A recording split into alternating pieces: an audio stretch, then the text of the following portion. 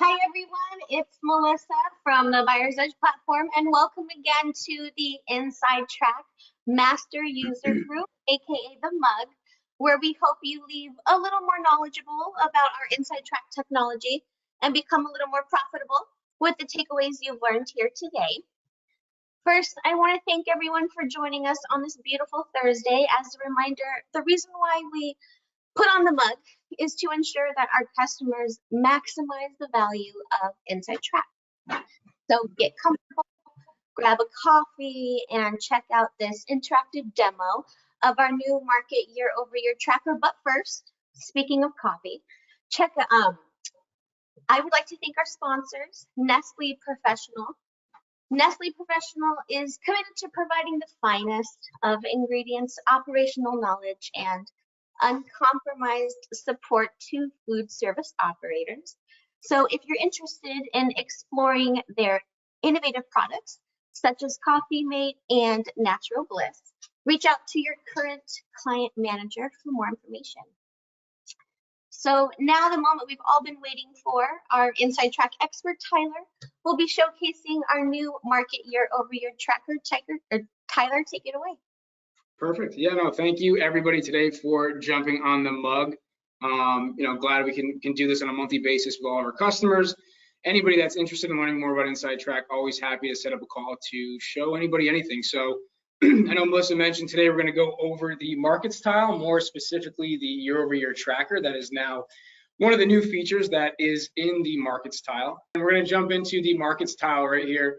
And as you can see, high-level view of this, as you start to populate this tile with different commodity markets that you guys want to track, it will start to create these different bars that you're going to see that show you, right now I have two markets that I'm tracking for this demo site.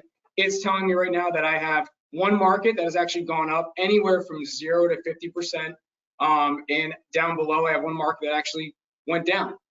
So as you start to populate this tile with the various markets you're going to be tracking, it's going to kind of give you a high-level view of the movement of that particular market or those particular markets. Also, we can go right into here. Let's just open this up in full screen. And these are the two markets that I'm currently tracking right here. What we can do though, once you enter the screen, what you're going to see, you most likely will not have, if you don't have any markets populated on here, you're going to get hit with this big add new product button. And this is where I really want to start, because this is just simply where we're going to start adding in and start to populate our markets tile. So if you click on this, what happens is this then brings you into a full list. I think it's about 4,000 different commodity markets that we're pulling in from the USDA Comtel. And you can print this list out. If you go over here to the right-hand side and you go to download, you can download this entire list in Excel. So you can kind of see the full list, filter down, find things. But what's really nice is this search bar to where you can come in and depending on the market, I'm going to use the example of just the butter market today. You can type in butter, you could type in chicken, you could type in ground beef, 1317, layout, D-rind belly, different words to kind of pull up the different searches that you're going to see, the different names of the different markets you'll see. So as you can see, I typed in butter. So we have a few examples on the left-hand side under name. Here's a CME market, which I'm going to pull in, but you're going to notice it's going to pull in anything that has the word butter in it. So we're seeing squash and butternut. And you keep going down, there's lettuce, there's butter, 1 pound solids, 1 pound quarters. But for today, I'm just going to make it real easy. I'm just going to grab the CME market. And then on the right-hand side of any one of those markets, you can kind of see you have the name of the market, you have the last price of that market, you have the last date it was updated. Depending on that market, it could be daily, it could be weekly, bi-weekly or monthly. Just keep that in mind. You can kind of see that as you go in here and you're tracking it. This is gonna be a weekly market. But what you can do is off to the right-hand side, we have this actions button. This is where you can see it says create a new chart with this market. You're simply just going to click on this market. It's now going to add that CME market back to my home screen of markets that I'm tracking for my overall commodity markets that I want to start to populate this tile with. So that's kind of step one, is finding that market you want to track. We're going to look at butter today. Once you have that market up here, on the top right hand of the screen, you're going to have a variety of different buttons. We're going to jump into the year over year in a second. But once we go over to the right-hand side where it says add/remove bought products, this is where you're going to pull in the product that you're buying. So like I mentioned, we're going to go with butter. A couple ways to do it. You can type in butter, and again, this will pull up all the different items you're buying that have the word butter in it. What I like to do though is it's a lot easier beforehand to kind of just go in and say, okay, I want to track butter. Can run a simple purchase report, grab that manufacturer item code, and you can just simply type in that manufacturer product code. So right here, I have that butter that I want to pull in. I typed in the manufacturer item number. It's this butter solid salted AA. All you have to do from here is just check that off, hit add, and then hit save.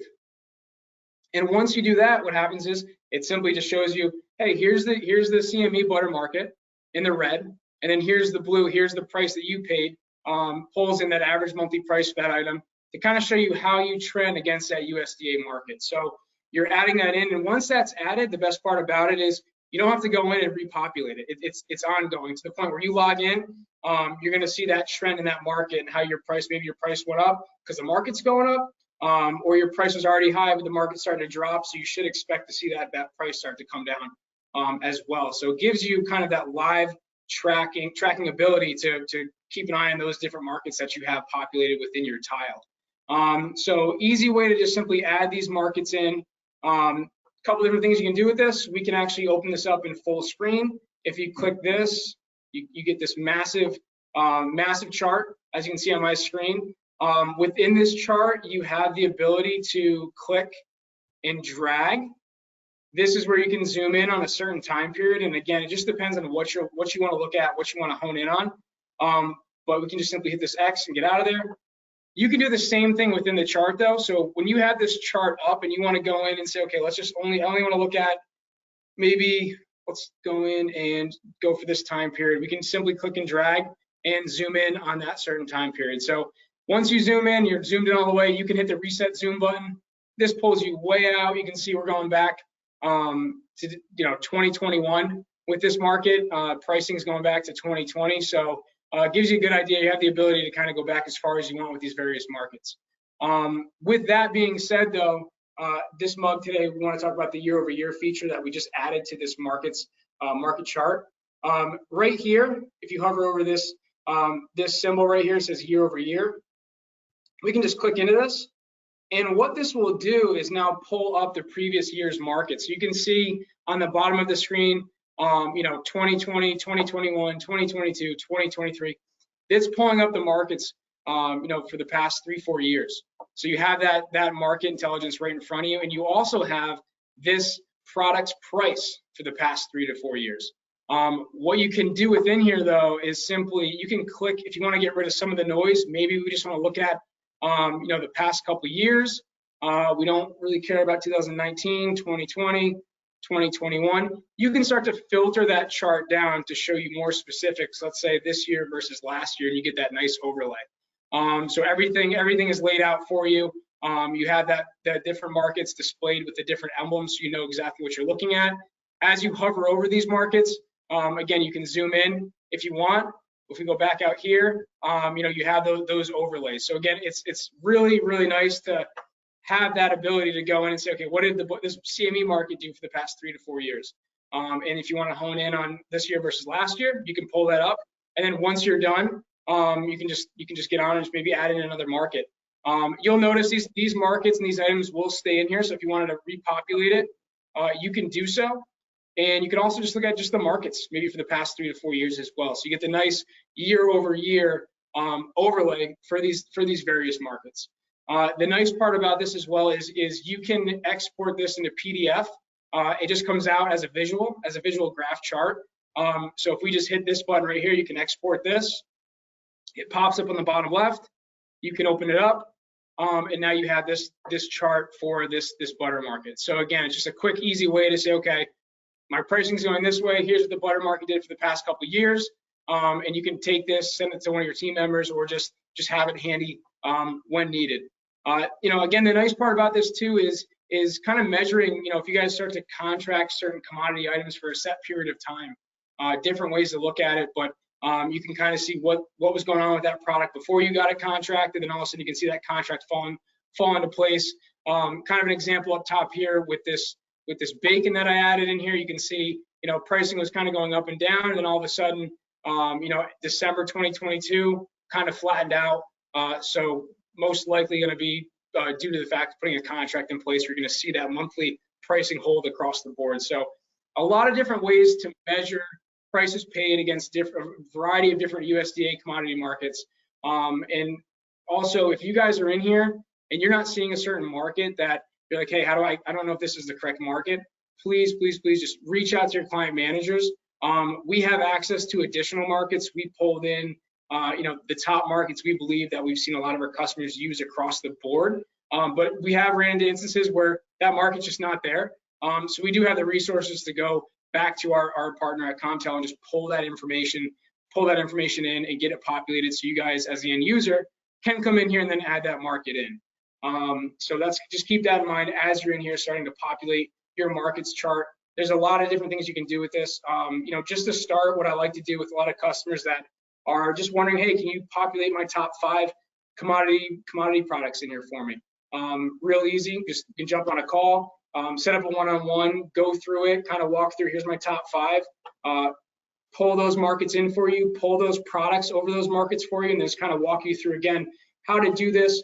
But the nice part is just initially getting everything set up on here. And once you have everything set up, if we go back out of here, it's just going to be tracked within this tile.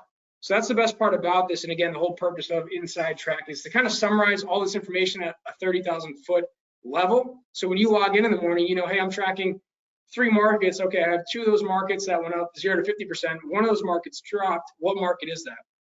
So it just depends on how you're utilizing it. But that is how you would go in. You'd open this up, add a product, add an item.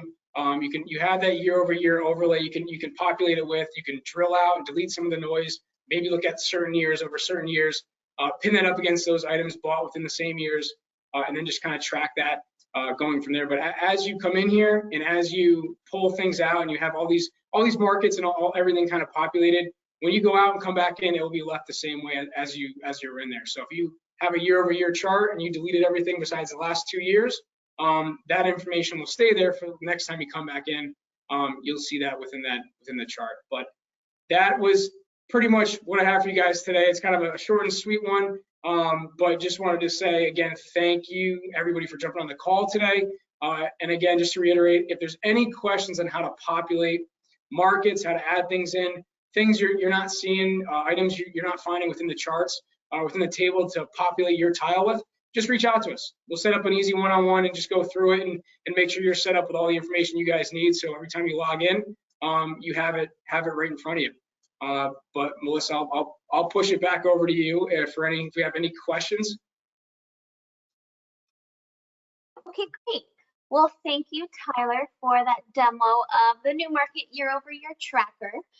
I think we can definitely take a moment to address some questions. Okay. Let me see if I can get my, okay, there we go. This might have been covered earlier on in your presentation, but how often are the markets updated?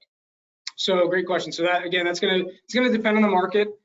Some we have daily, some we have weekly. There may be some that are monthly. It just depends on what that market is.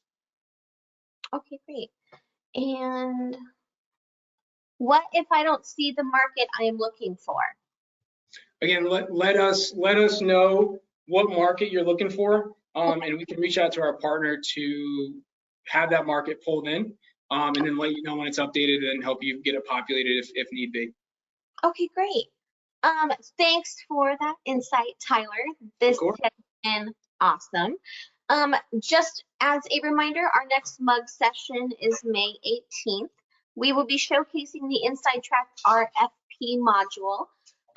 Actually, Tyler, are you able to provide some quick details or a little sneak peek about what our attendees can expect from the RFP module demo? Of course, I would love to. So yeah, so the next month's mug, RFP module, a lot of new features for anybody that's been utilizing it. We've added a lot more in here, so it's going to be a good one to jump on. You're not going to want to miss that. But really, right here, this tile, again, you can take all the information that we have within the system from all the distributors that we're pulling in data feeds for, and simply just break that data up to create market baskets and bid them out to different suppliers to put together new direct manufacturer contracts. And the best part about this, again, the RFP module does all the analytics for you. So as suppliers send their bids back in, you know who's going to have the least amount of impact on your spend. So it makes it easy to make a decision and, again, get on with your day and kind of hammer out some direct deals. Awesome. Well, looking forward to all of that. That will wrap us up for today's mug. I want to thank Nestle Professional one more time for sponsoring this webinar. And another huge thank you to you, Tyler, our InsideTrack expert, for the demo today.